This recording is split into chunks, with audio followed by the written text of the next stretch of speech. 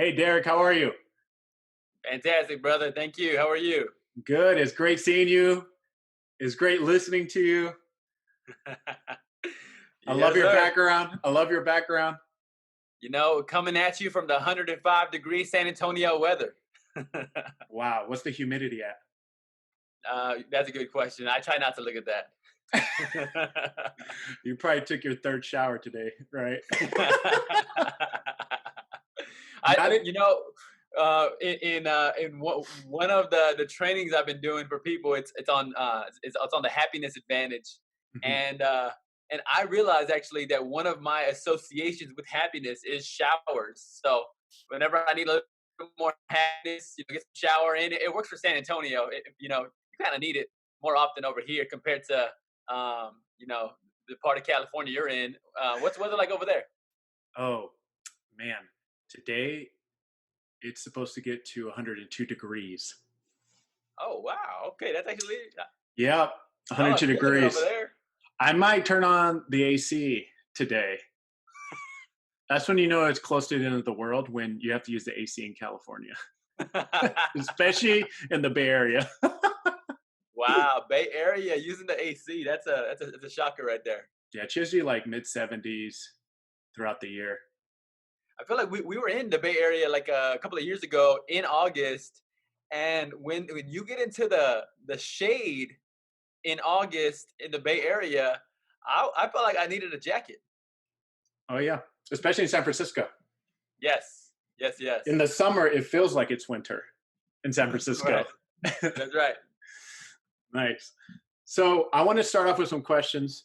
Um, our audience is a handful of entrepreneurs, small business owners, marketing professionals, and honestly, people that may want to start a business, may want leadership advice, may want to learn new skills, right? Mhm. And one of the questions is, what inspired you to become, an entrepreneur, a business owner?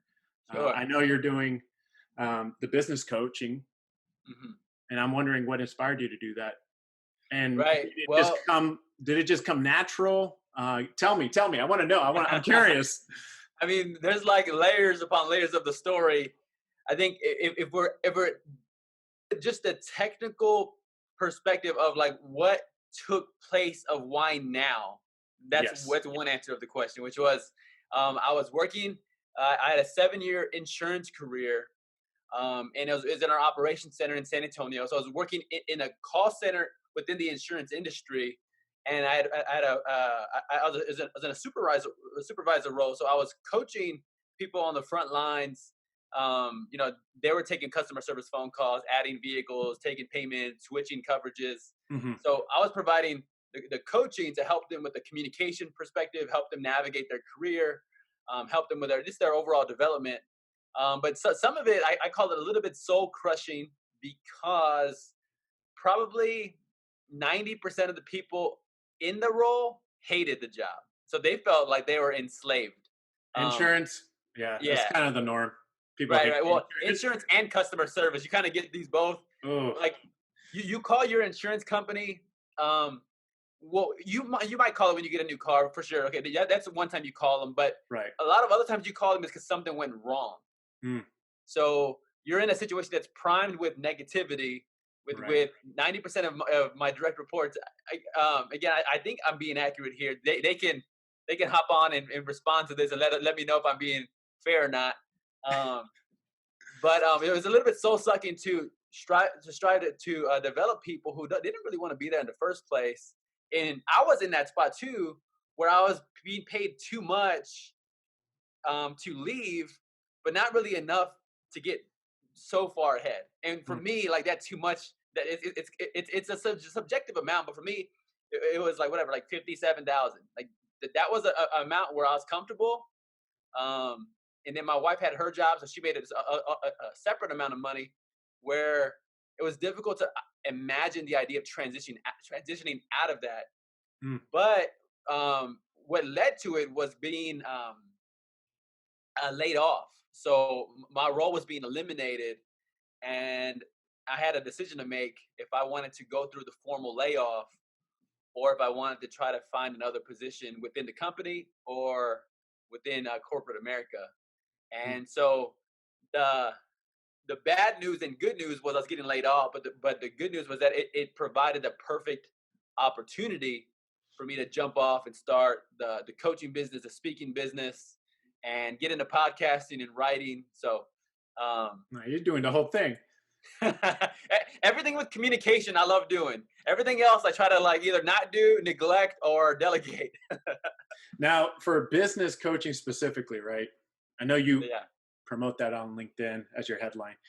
So, did you always know that you wanted to start off as business coach and then go into other different segments of coaching?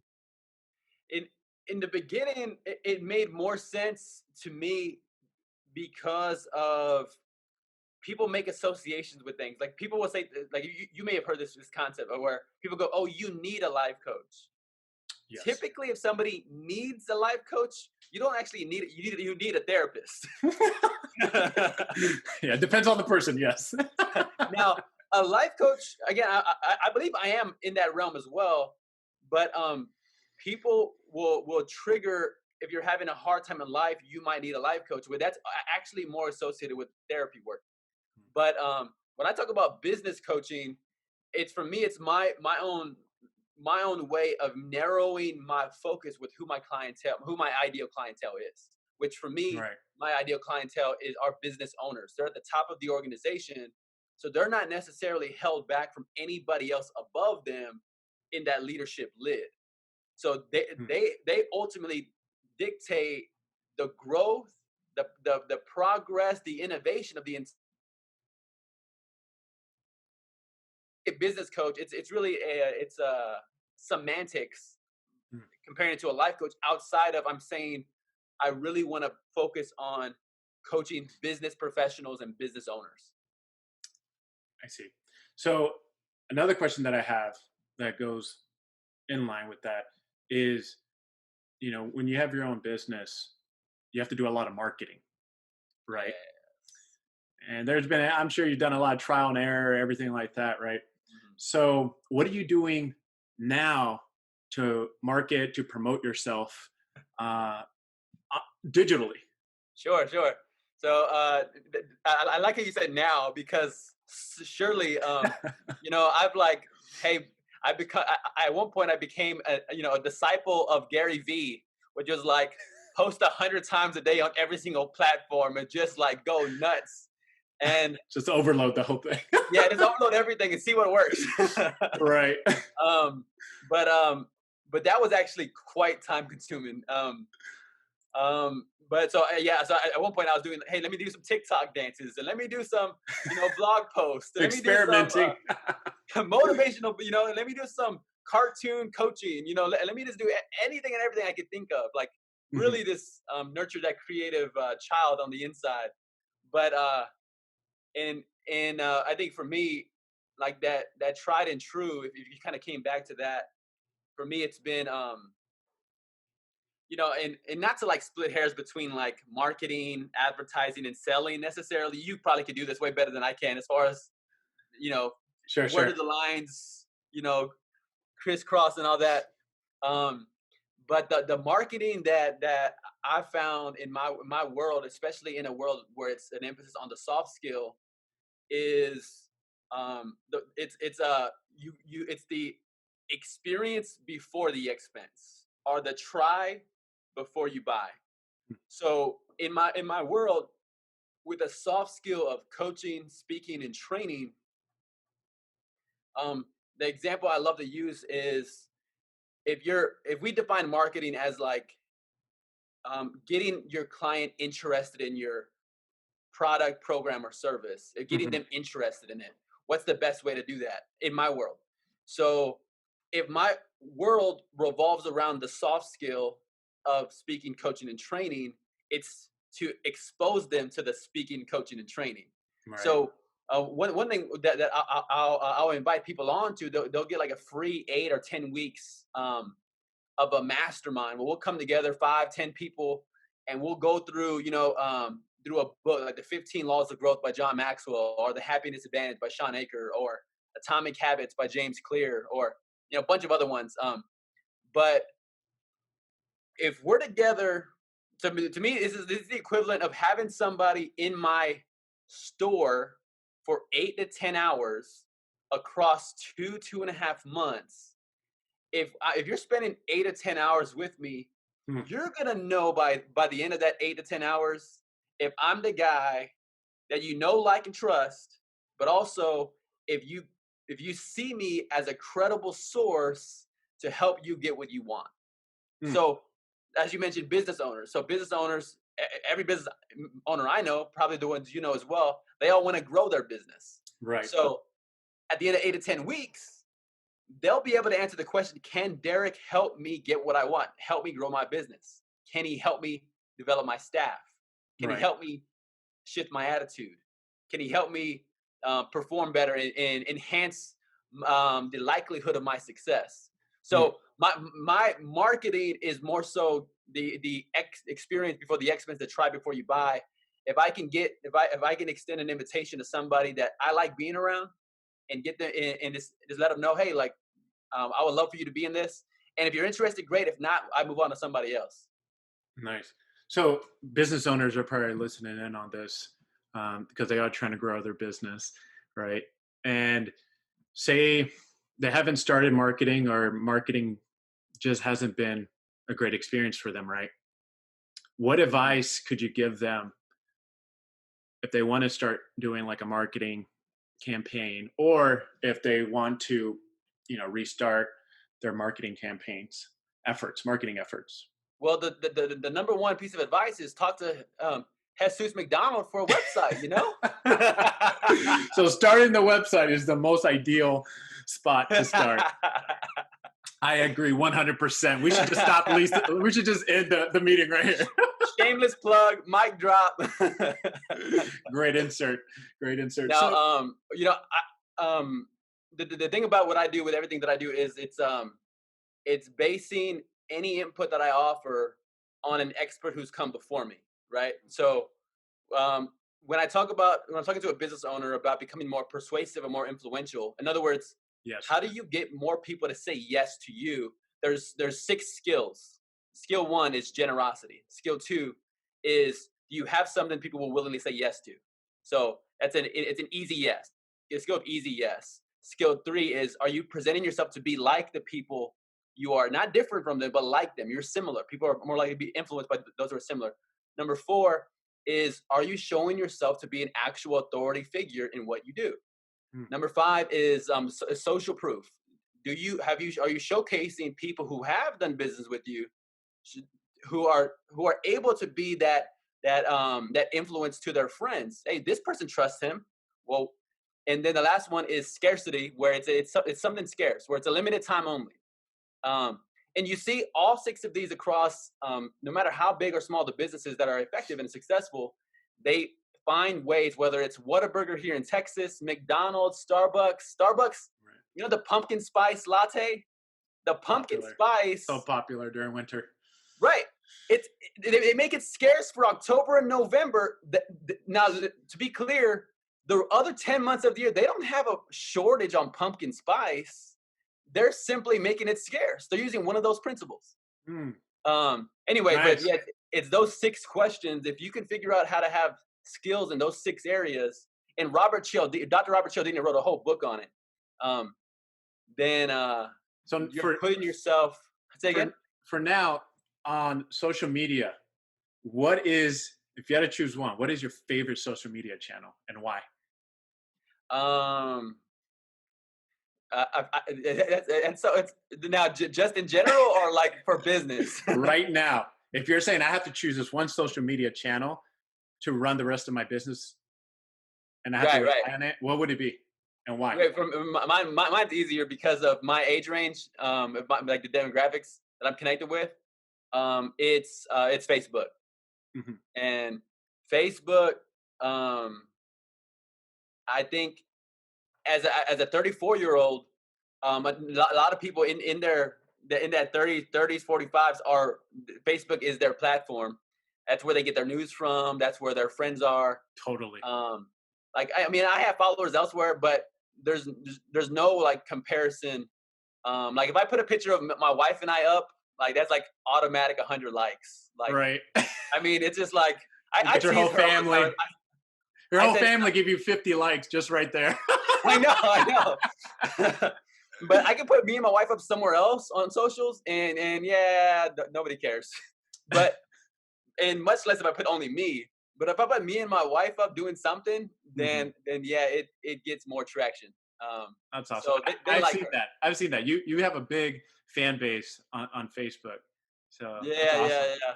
I love everything you're Um, putting out on Facebook too. So if you haven't checked Darius' Facebook page, go check it out. and I'll repent and do a little better on that because whenever I'm creating, I try to like just detach from everything. Like I'll detach from email. I won't even check email when I'm creating. I'm like, all right, whatever's Love it. coming in. If clients want to get a hold of me, I say, hey, call me. Love I'll it. pick up the phone, but I won't. Well, I won't get anything else. But anyway, I'll do better because Jesus plugged my Facebook. Now I got to step it up. Now he's gonna do it while we're on this interview. Now, another question I have for you. You are one passionate, high energy, Mm. confident individual. Every conversation I have, right? I mean, we just feed off each other. Oh yeah. And we could talk for more than an hour. I was like, oh gosh, I got to go into my next meeting. I'll talk to you later, right? But why are you so passionate about what you do? And second, why do you do what you do? Right, right, right. So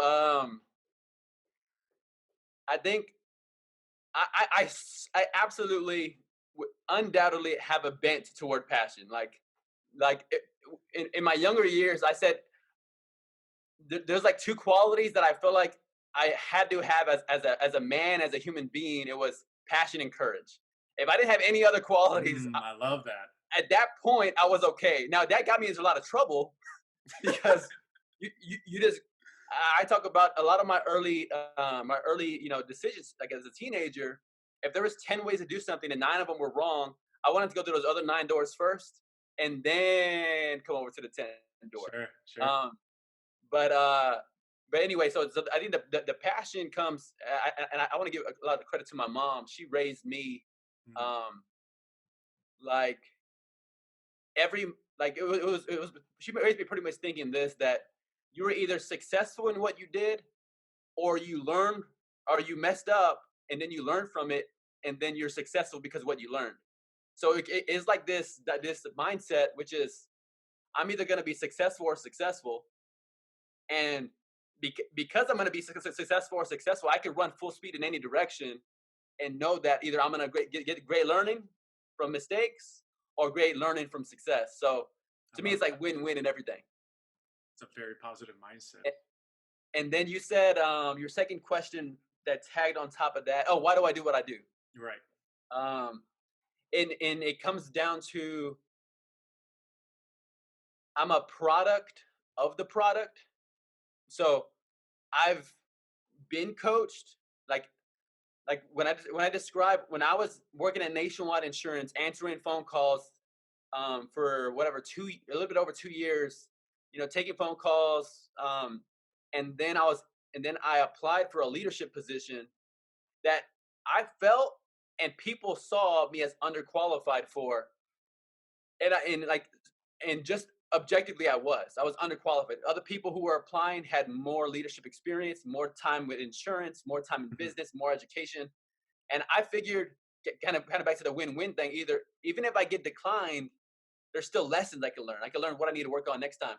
Right. So who was it? Oh, so then, but one like tool in my tool belt was my relationships and asking people if they would help me go through the interview process. So I began like tapping on the shoulders of higher level leaders at within Nationwide and saying, "Hey, can you mentor me? Can you coach me through the interview process so I can be as prepared as possible?" Yes. So um, I went through that, was getting coached and trained, like coach, trained, mentored into the leadership role, and to my surprise, I was able to get the role over other people who had more experience who had more education and who had even more leadership experience in the corporate world. But that taught me, I was like, what set me apart? But it was my approach to coaching. Mm. So that launched me ahead of people who had more education. So think about this: when I transformed that, I go, all right, if I can be that source, that resource for people, that I can launch you ahead of where your education level is. I can launch you ahead of where your business experience is. I can launch you ahead of where your leadership experience is with coaching, because I've seen it launch me. So Mm. if I'm a product of the product, You know the and I can help potential. other people be products of the product. So yeah, so I got sold on it first, and then now I just want to give it away as much as possible.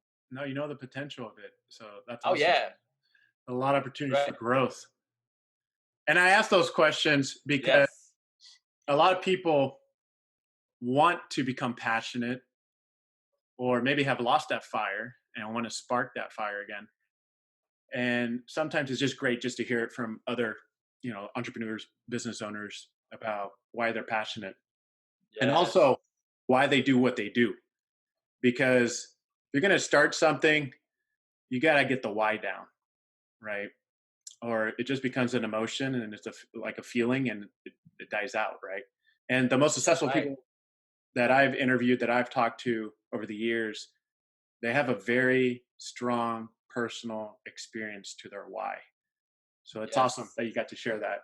And Hey, I coach. learned a little more Hey, than you're speaking coaching language right there, because um, you might have another calling in your life. You have marketing, you have podcasting, you might get some coaching in there too. Um, you're my inspiration. you know, I talk about that with almost all the content I build is based on the alphabet, to keep things simple for me and for my clients.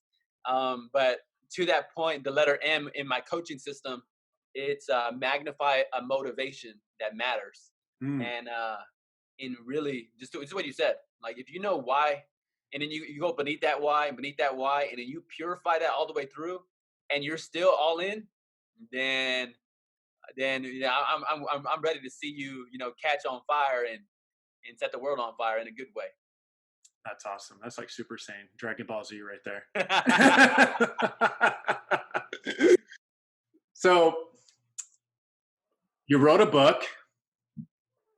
Speaking of alphabets, letters, right?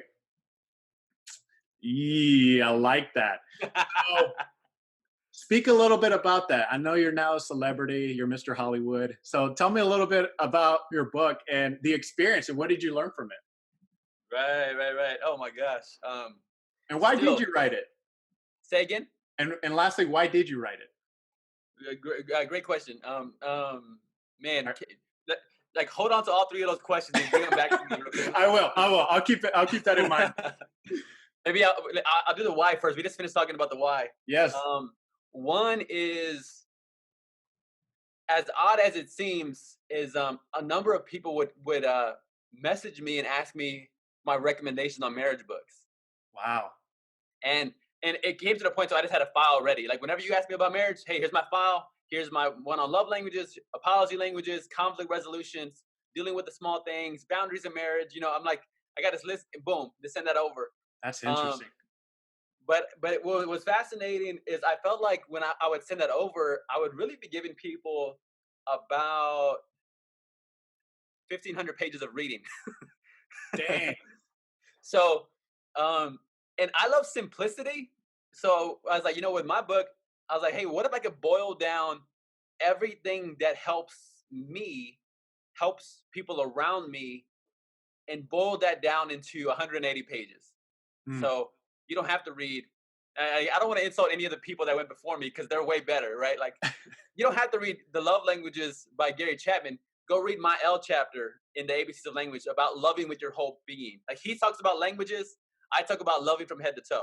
It's Okay. same Okay. notion, but a little bit of a difference. Like loving with your mind and your eyes and your ears and your mouth and your hands and your body and your feet. More Um, personal. I like that. yeah. So just it's a different nuance. So that's the why was a number of people had asked about it, and also another why is that a lot of peers, and you might know this as well, of mine, that people I've loved and respected went through divorces, Mm. and I was Yes. just wondering like what I could do to positively contribute to the strengthening of married couples. Yes. So um, and you probably know this from podcast producing, but there's people who will tune into your podcast not because Derek's on it, but because it's Jesus is on it. They're like, oh well, they love Jesus, so they get on. Now there are people that will tune into Derek's podcast that will never tune into Jesus, but it's because I'm on it. So then Right.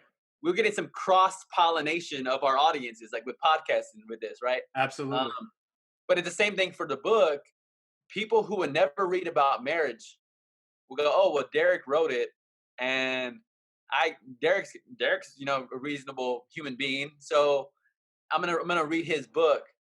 And so just to create more, to create a positive impact in the scope of marriage.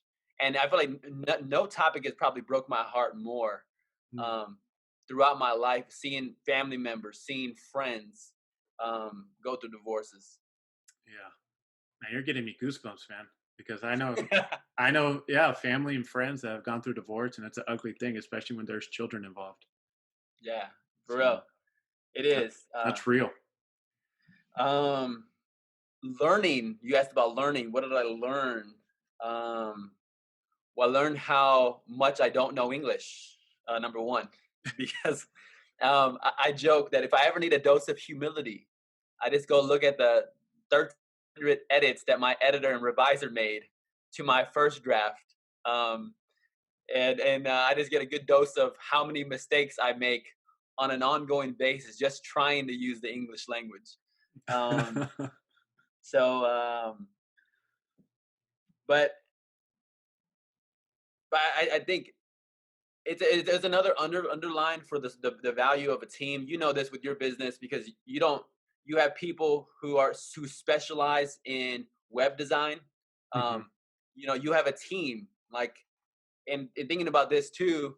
Like I consider myself the artist, but editing my own work, it's like this might be a poor analogy, but it's like doing the surgery on my own son, Mm. right? Like I just I can't bear myself to cut him open, like I just can't cut it. Um, Yes, but that's a good analogy. but but my editors and my revisers, they're like, hey, I got no emotional attachment to this cut, Cut that umbilical cord off. yeah. So I think it's been fun. It's been a ton of fun. People treat it.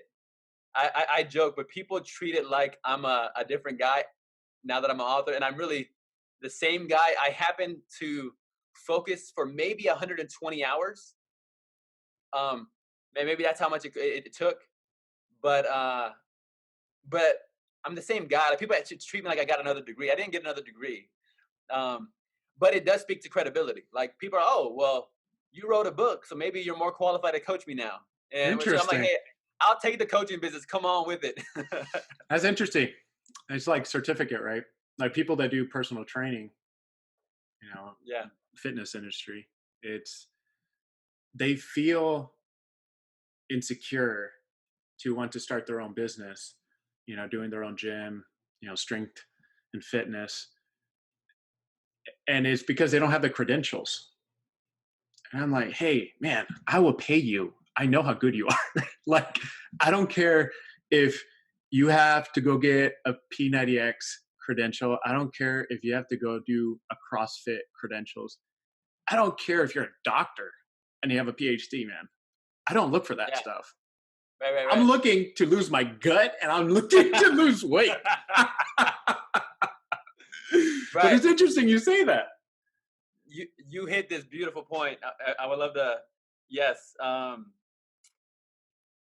Ultimately, I believe this 100%. And I'm going to be super vulnerable here about my own certification in the coaching industry. I've gotten several over the years. Yeah, go for it. But even like, um, one of the ones I paid like whatever $7,000, a ridiculous amount of money. Um, and I showed up to get certified. I thought they were going to test me. I thought they were going to interview me. I thought they were going to whatever. I showed up to the conference to get certified, and they handed me my certificate at the beginning of the conference. And I'm like, hold on, like, so anybody who pays $7,000 gets this same certificate. So Mm, everybody I look online that has this certification, there's nothing but this is just a dollar figure. This was right. I paid for this. Now I've made the most out of that, but I was a little disappointed. But to your point, to your point is if you can help people get results, that trumps certification. It trumps education. People don't care, like you said, how much 100%. education certification you have if you can get them results. Right. And or the other way is true as well. If you can't get them results and you have all the certifications and you have all the education, Yeah. then it doesn't really matter. They won't You're stay with you fired. very You're long. fired. That might get you to the dance, but it won't keep you on the dance floor. Exactly. Oh, that's true. So, lastly, thank you for sharing that, and that is really vulnerable and honest. And yeah, it's truth at the end of the day. And what you said about getting results is all that really matters, right? So, last thing, you mentioned That's business right. owners. I like ending my podcast interviews with understanding, and it helps our audience too, but understanding what's your ideal client. And I want you to get specific as possible, right? Yes. So, business owners, what industry? Mm. Um, And just choose one. just And it one. doesn't. This Ooh. doesn't. This doesn't. It's not to make you fearful or anything like that. Like, gosh, if I just pick one, that means I'm only going to get these kinds of deals. Right, right, No, right, this is your favorite. This is your favorite type of client. We know you do it all. right. But if we're just looking to focus on what is your ideal client, I think that would help you and our audience. Right, right, right. Um, if it was just one, and you're I'm between a few in my brain, but it's I've built so many acronyms over the years, or over the time that I've done this, but but probably we'll keep this real simple. Um, Just one. just one, just one. We'll say doctors, especially chiropractors. So chiropractors. We'll Okay. say let's say chiropractors. Okay. Chiropractors. And Yeah. second question, company size of the chiropractor. So, um, small business, it can be like 15 employees or less. And and then I say that because um if the owner of the chiropractic business gets on board, then you can quickly help other other employees in the office, and often that's what they want. They're like, "Hey, you help me. I know you can help the rest of my employees." Mm, And it's just like in parenting or coaching, or um, there's something about another voice saying even what you've been saying, um, but they might say it with another inflection, or they might say it with another story or illustration that helps get the point across. But I think, yeah, so I'd say chiropractors, 15 or less employees. okay. Third question. And you might not have an answer for this third question. Sorry, I'm putting you on the spot. Hey, I love it. I love it. Does their annual sales volume matter to you? Yes.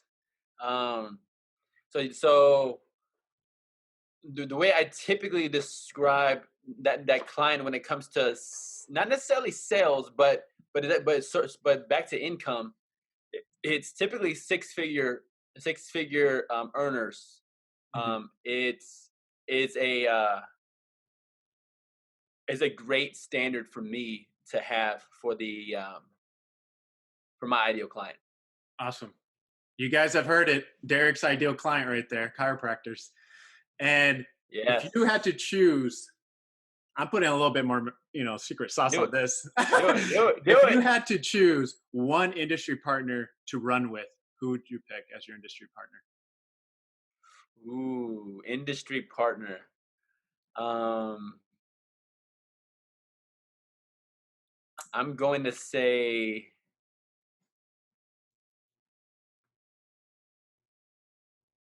personal trainer. Personal trainer. Why?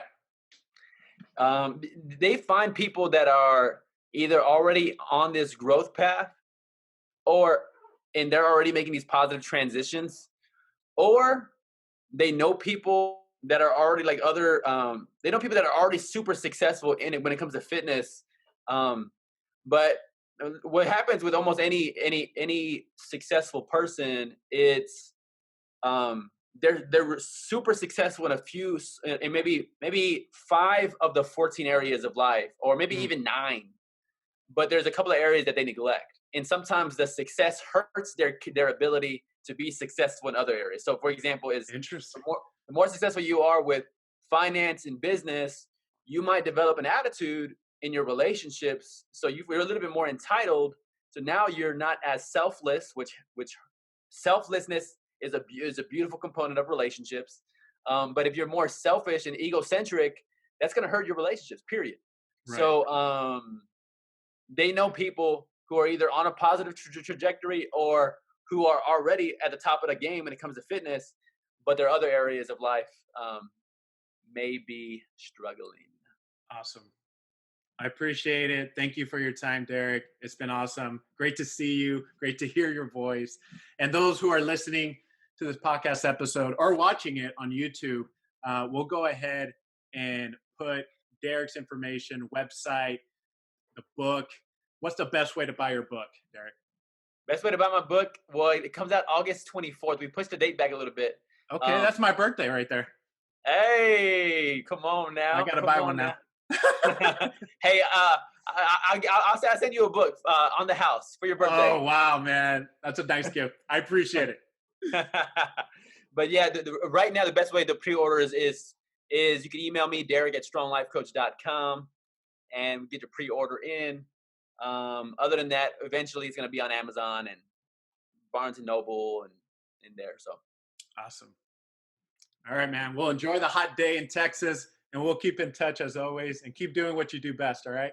right, appreciate it. Have a great one. Thank you. You too.